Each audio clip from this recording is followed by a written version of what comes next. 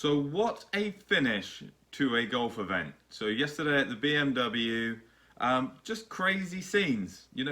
For a event that doesn't have any spectators, the volunteers made enough noise to make it sound like there was thousands of people there. I can't even imagine what the crowd reactions would have been if there were people in attendance, because you got DJ needs to hold this tricky downhill putt on 18 to force a playoff, and holds it right in the middle. And then Jon Rahm, Rambo, not to be outdone, holds a putt on 18, which, in like the commentators were saying it, like it's like the worst place to be. Probably the hardest putt on the golf course. More likely to 3-putt than 2-putt. And he rolls it in, and he gets his Tiger moment where he can shift and give it the fist pump. So definitely a deserving winner. What an awesome weekend! But the topic of this video and kind of the narrative that was going from the 5th hole on Saturday, Jon Rahm getting a shot penalty for forgetting to put his marker down, and ridiculous. It's a ridiculous way to get a penalty, but I think we've all done ridiculous things. I can always remember, especially in England, not playing events in the winter. You get used to giving putts, and then you get into the spring and you start playing events, and you get that instinct to like drag the ball back. So very easy to judge someone when they're kind of not concentrating, but it does happen. I can remember one event in particular. We'd been playing lift clean in place, so if you're on the fairway you could put a tee down, pick the ball up.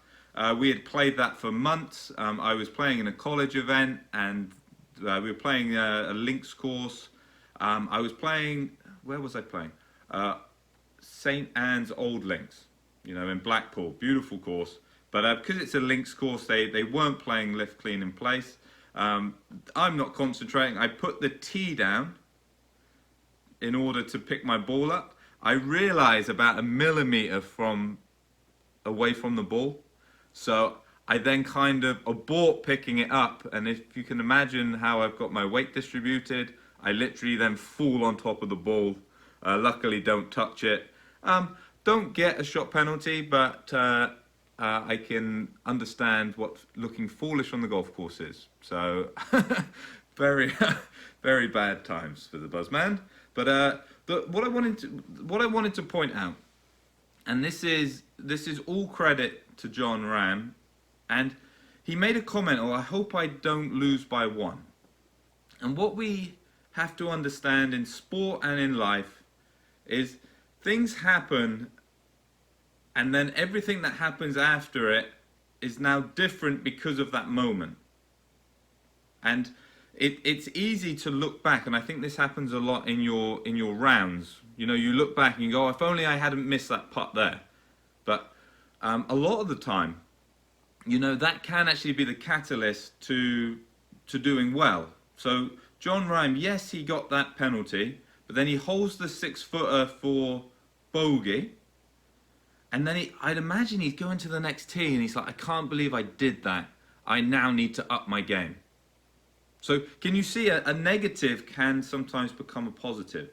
I remember the first time I won on the West region, so the local PGA stuff I used to play in. I was playing at Western-super-Mare. I am through 7 holes I'm level par, and 8 is a par 5. I might be 1 hole out. I'm pretty sure I'm right on that routing. The par 5, I'm up by the green. I'm chipping up the green. Can't decide on what chip to hit, and long story short, I basically just flub it onto the front of the green, and then I 3-putt. So I've had a steady start. I'm now 1 over through 8 when I was expecting a birdie, and it kind of lit the fuse. And then I made 5 birdies in a row after that. So can you see it? I'm not suggesting mess up on purpose, but by messing up on that par 5, it re-engaged me, and it kind of, I think if I had, maybe not, making the birdie would have been good, But I think if I just made a par, I could have gone flat. You know, now I'm just level through 8. I can't get anything going.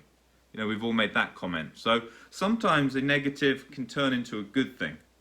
And we don't want to, you know, what I would commend Jon Rahm on, and I don't think he was capable of this maybe 2-3 years ago. You know, his emotions were getting the best of him a lot of the time. He took it for what it was, as a mistake, and he just moved on. If anything, he used it as tackling fuel. You know, I'm gonna make up for that. You know, and he certainly did. He finished the round strong, and then he turns up on Sunday and has an awesome round. Got extremely lucky on the par 5. So if you watch the golf, him and Neyman hit it out. It's going out of bounds or going into the hazard, kicks out of the trees. He chips it out and makes birdie. So they're the two things. Bad things happen. You can't react like, oh, the world is against me. But you also, when good things happen, a lot of the time we don't take advantage of it. So I think Jon Rahm's performance, you know, he took advantage of his good break, didn't get too down on himself with his misfortune, you know, his 1 or split second of stupidity, didn't let it get to him. You know, he showed how far he's come on, showed what a champion he's going to be, you know, and he's obviously, his career is already very impressive, but I think he's showing he's about to go to the next level. Excited for the FedEx Cup finale next week, the Tour Champs. You've got to be feeling DJ, you've got to be feeling Rahm. I think we're in for some exciting golf, but yeah, learn from it, you know, laugh because it was silly, and then we need to move on, just like Jon Rahm did. So get some comments down below. What did you think of the golf? What have you done that made you look silly on the golf course? Like I said, I gave you my tee, my putting the tee down, trying to grab the ball when I couldn't. What have you done on the course that you made yourself look a bit foolish in front of your friends? Love to hear what you've got to say. Stay safe. Hope to catch you soon.